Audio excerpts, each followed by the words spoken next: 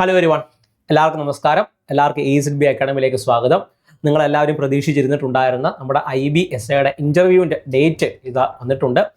നിങ്ങൾക്ക് എല്ലാവർക്കും അറിയാമായിരിക്കും, നമ്മുടെ IBSAയുടെ ഒക്കെ എക്സാമിനേഷൻ കഴിഞ്ഞ്, അതായത് നമ്മുടെ ടയർ 1ഉം ടയർ 2 എക്സാമിനേഷൻ കഴിഞ്ഞ് നമ്മൾ ഇൻ്റർവ്യൂവിന് വേണ്ടിയിട്ട് വെയിറ്റ് ചെയ്യായിരുന്നു. അപ്പോൾ നമ്മൾ ഒരുപാട് ഉദ്യോഗാർത്ഥികൾ നമ്മുടെ ഈ പറയുന്ന കോഴ്സിലൊക്കെ ജോയിൻ ചെയ്തതിന് ശേഷം ഈ പറയുന്ന ഇൻ്റർവ്യൂവിന് വേണ്ടിയിട്ട് അവർ ട്രെയിനിങ് പോയിക്കൊണ്ടിരിക്കുകയാണ്. അപ്പം അവരിൽ പലർക്കും നമ്മുടെ ഈ പറയുന്ന ജൂൺ മാസം തന്നെ, അല്ലെങ്കിൽ ജൂൺ മാസത്തിന്റെ ആദ്യം മുതൽ എന്ത് ചെയ്യുന്നുണ്ട്, 1-ാം തീയതി മുതൽ പിന്നെ 10-25 വരെയുള്ള ദിവസങ്ങൾ എന്ത് ചെയ്യുന്നുണ്ട്, പല ദിവസങ്ങളായിട്ട് പലർക്കും എന്ത് ചെയ്യുന്നുണ്ട്, അതുമായി ബന്ധപ്പെട്ട മെയിലും മറ്റു കാര്യങ്ങളൊക്കെ എന്ത് ചെയ്യുന്നുണ്ട് വന്നിട്ടുണ്ടായിരുന്നു. അപ്പോൾ നിങ്ങൾ അപേക്ഷ സമർപ്പിച്ച സമയത്ത് നിങ്ങൾക്ക് ഏത് മെയിലാണ് കൊടുത്തിട്ടുണ്ടായിരുന്നത്, ആ മെയിൽ കയറി ചെക്ക് ചെയ്ത് കഴിഞ്ഞാൽ നിങ്ങൾക്ക് എന്ത് ചെയ്യാൻ പറ്റും, ഈ പറയുന്ന നിങ്ങൾക്ക് ഇന്റർവ്യൂയോട് ബന്ധപ്പെട്ട കാര്യങ്ങൾ മെയിലും മറ്റും കാര്യങ്ങൾ വന്നിട്ടുണ്ടോ ഇല്ലയോ എന്നൊന്നും ചെക്ക് ചെയ്യാൻ വേണ്ടിയിട്ട് എന്ത് ചെയ്യുക, ശ്രമിക്കുക.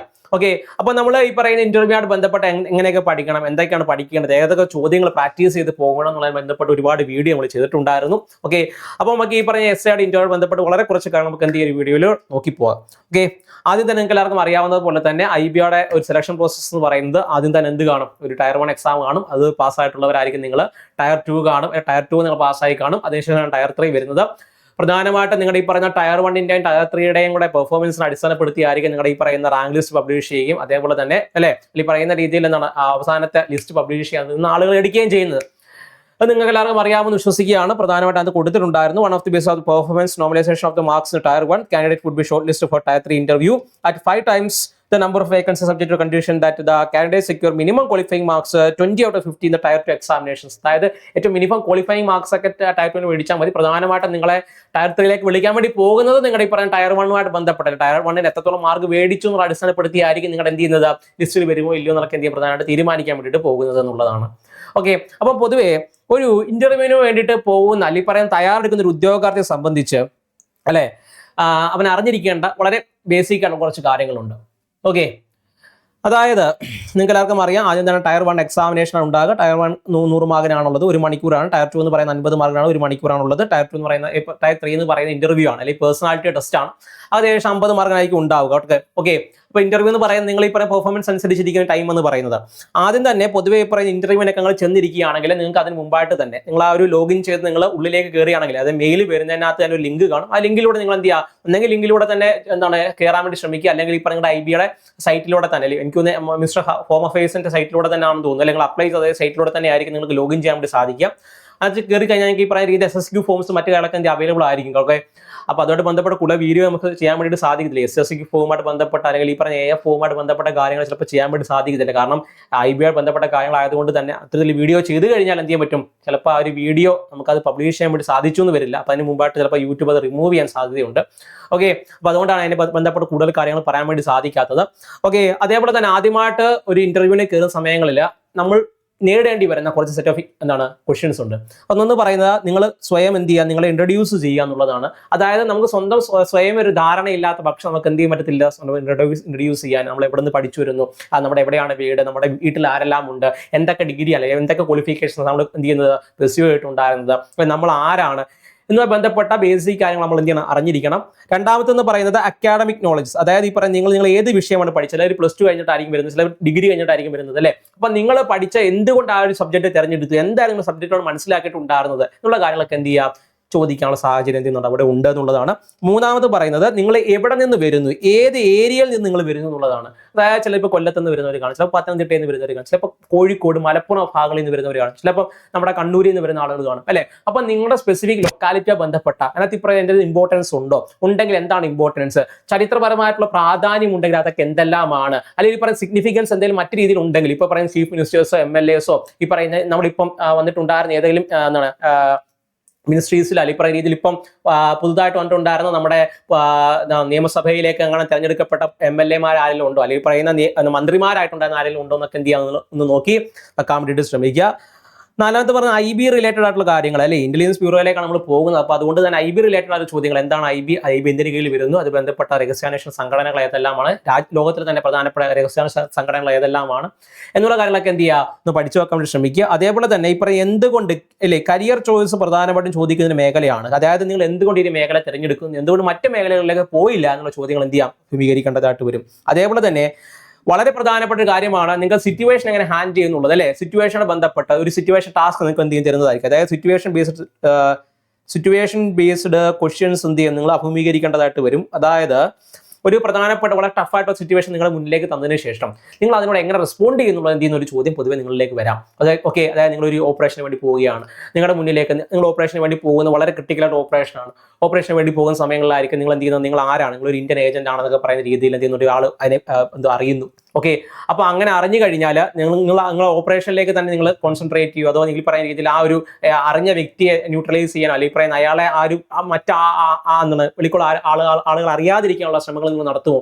അപ്പോൾ അങ്ങനെയൊക്കെയുള്ള ചോദ്യങ്ങൾക്ക് എന്ത് ചെയ്യാം, അഭിമുഖീകരിക്കേണ്ടതായിട്ട് വരും. അപ്പോൾ അതുകൊണ്ട് തന്നെ സിറ്റുവേഷൻ അങ്ങനെ ഹാൻഡിൽ ചെയ്യണമെന്നുള്ള ചോദ്യം ഇഷ്ടംപോലെ അവൈലബിൾ ആണ്. അതൊക്കെ എന്ത് ഒന്ന് ചെയ്ത് പഠിക്കാൻ വേണ്ടിയിട്ട് എന്ത് ചെയ്യുക, ശ്രമിക്കുക എന്നുള്ളതാണ്. പിന്നെ ഏറ്റവും ഇമ്പോർട്ടൻറ്റ് പറഞ്ഞാൽ ഡ്രസ് കോഡാണ്. ഒന്നെങ്കിലും ഈ പറയുന്ന രീതിയിൽ നിങ്ങൾ ലോഗിൻ ചെയ്ത സമയങ്ങളിൽ നിങ്ങളുടെ ഇന്റർവ്യൂ എന്ന് പറയുന്നത് ഇന്റർവ്യൂവിനകത്ത് എന്ത് ചെയ്യുന്ന ഒരു ടിക്കറ്റ് ഹാൾ ടിക്കറ്റ് കാണും. ഹാൾ ടിക്കറ്റ് അല്ലെങ്കിൽ ഒരു അഡ്മിഷൻ ടിക്കറ്റ് നിങ്ങൾക്ക് എന്ത് ചെയ്യും, പ്രധാനമായിട്ട് അവിടുന്ന് അഡ്മിറ്റ് കാർഡ് അവിടുന്ന് ലഭ്യമാകുന്നതായിരിക്കും. അപ്പോൾ അഡ്മിറ്റ് കാർഡിനകത്ത് ഒന്നെങ്കിൽ നിങ്ങൾ ഡ്രസ് കോഡ് എന്ത് ചെയ്യും, അതിനകത്ത് പ്രതിപാദിക്കുന്നുണ്ടാകും.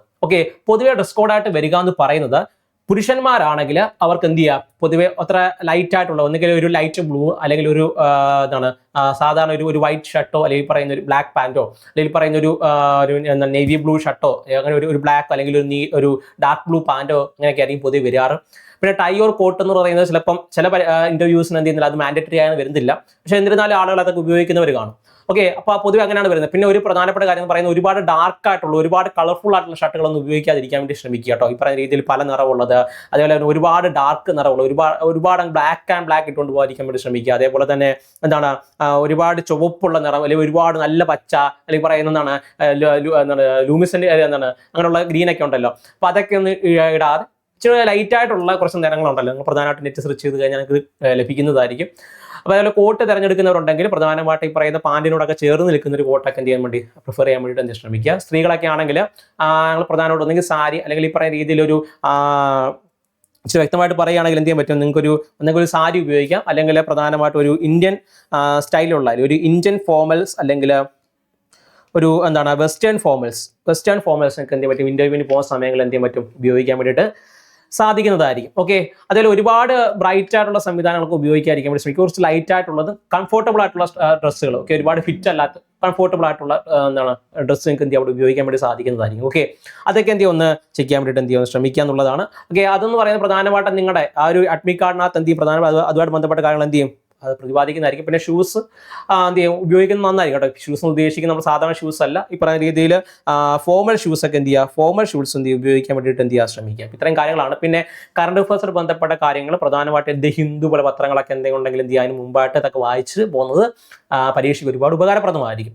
ഇനി നിങ്ങൾ ആദ്യമായിട്ട് ഇത്തരത്തിൽ ഇന്റർവ്യൂ അറ്റൻഡ് ചെയ്യാൻ വേണ്ടി പോകുന്നത് ഇതുമായിട്ട് ബന്ധപ്പെട്ട കൂടുതൽ കാര്യങ്ങൾക്ക് അത്ര വ്യക്തമല്ല എന്ന് വിചാരിക്കുന്നവരാണെങ്കിൽ ഇതെങ്ങനെയാണ് ഒരു ഇന്റർവ്യൂ, എങ്ങനെയാണ് അതിനെ അറ്റൻഡ് ചെയ്യേണ്ടത്, എന്തൊക്കെയാണ് പഠിക്കേണ്ടത്, അങ്ങനെ ഒരു സംശയങ്ങൾ പൊതുവെ ഉണ്ടാകാൻ സാധ്യതയുണ്ട്. അത്തരത്തിൽ കൺഫ്യൂഷൻ ഉള്ളവരാണെങ്കിൽ നമ്മുടെ ACIDB അക്കാഡമിയിൽ നമ്മളെ IBSA ടയർ 3ക്ക് വേണ്ടിയിട്ട് നമ്മൾ ഓൾറെഡി ഒരു ബാച്ച് നമ്മൾ സ്റ്റാർട്ട് ചെയ്തിട്ടുണ്ടായിരുന്നു. അതിൽ പ്രധാനമായിട്ടും ഒരു ഇന്റർവ്യൂ പ്രിപ്പറേഷൻ ബാച്ചാണ്. ഇതിന്റെ ഭാഗമായിട്ട് നിങ്ങൾക്ക് ഒരു 3ഓളം വരുന്ന ഒരു മോക്ക് ഇന്റർവ്യൂസും അതേപോലെ സ്റ്റഡി നോട്ട്സ് അല്ലെങ്കിൽ ഭാഗമായിട്ട് എന്ത് ചെയ്യും ലഭ്യമാകുന്നതായിരിക്കും.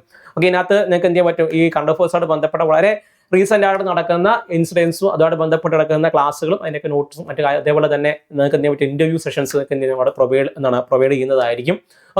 അതിന്റെ കൂട്ടത്തിൽ നിങ്ങൾക്ക് എന്ത് ചെയ്യാൻ ഒരുമിച്ച് പഠിച്ചു പോകാൻ വേണ്ടി സാധിക്കുന്നതാണ്. ഓൾറെഡി നമ്മുടെ ഒരുപാട് ഉദ്യോഗാർത്ഥികൾ ഈ പറയുന്ന രീതിയിൽ നമ്മുടെ ഒരുപാട് സ്റ്റുഡൻസ് നമ്മുടെ ഈ പറയുന്ന ടയർ 1 and ടയർ 2 കഴിഞ്ഞ ശേഷം ഈ പറയുന്ന ടയർ 3ക്ക് വേണ്ടിയിട്ട് പ്രിപ്പയർ ചെയ്യുന്നുണ്ട്.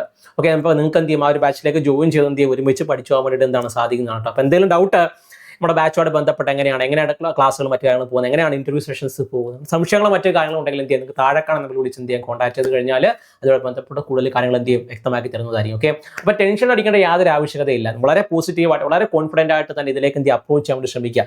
നിങ്ങൾ എങ്ങനെയാണ് ഒരു സിറ്റുവേഷൻ ഹാൻഡിൽ ചെയ്യേണ്ടത് എന്നുള്ളതാണ് അവർക്ക് പ്രധാനമായിട്ട് അറിയേണ്ടത്. നിങ്ങളുടെ പേഴ്സണാലിറ്റിയാണ് അറിയേണ്ടത്.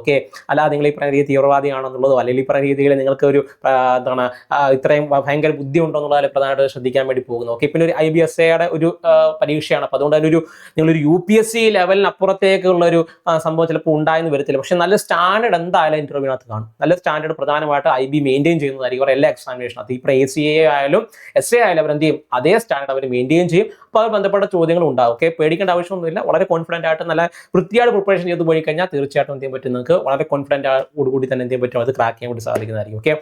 അപ്പം പുതുതായിട്ട് ഈ പറയുന്ന രീതിയിൽ ഇന്റർവ്യൂവിന് വേണ്ടിയിട്ട് പ്രിപ്പയർ ചെയ്യുന്ന എല്ലാ ഉദ്യോഗാർത്ഥികൾക്കും ഓൾ ദി ബെസ്റ്റ്. വളരെ കോൺഫിഡൻ്റ് ആയിട്ട് ഇരിക്കുക. സ്വയം തമ്മിൽ അല്ലെങ്കിൽ സ്വന്തമായിട്ട് എന്ത് ചെയ്യും, ഒരു കോൺഫിഡൻസ് ബിൽഡ് ചെയ്യും. സ്വയം ഒരു വിശ്വാസം അർപ്പിക്കാൻ ശ്രമിക്കുക. തീർച്ചയായിട്ടും നിങ്ങളെ കൊണ്ട് സാധിക്കും. ഓക്കെ, നിങ്ങളെ കൊണ്ട് ക്രാക്ക് ചെയ്യാൻ വേണ്ടി സാധിക്കുമെന്നുള്ള വിശ്വാസങ്ങൾ കാണാം. ഓക്കെ, അപ്പം മറ്റൊരു വീഡിയോ ആയിട്ട് വീണ്ടും കാണാം. അതേപോലെ തന്നെ ബാച്ചിലേക്ക് ജോയിൻ ചെയ്യാൻ വേണ്ടി താല്പര്യമുള്ളവർ എന്ത് ചെയ്യുക, താഴെ കാണുന്ന വിളിച്ചുടനെ തന്നെ കോൺടാക്ട് ചെയ്യാൻ വേണ്ടിയിട്ട് ശ്രമിക്കുക കേട്ടോ. Okay, thank you, by.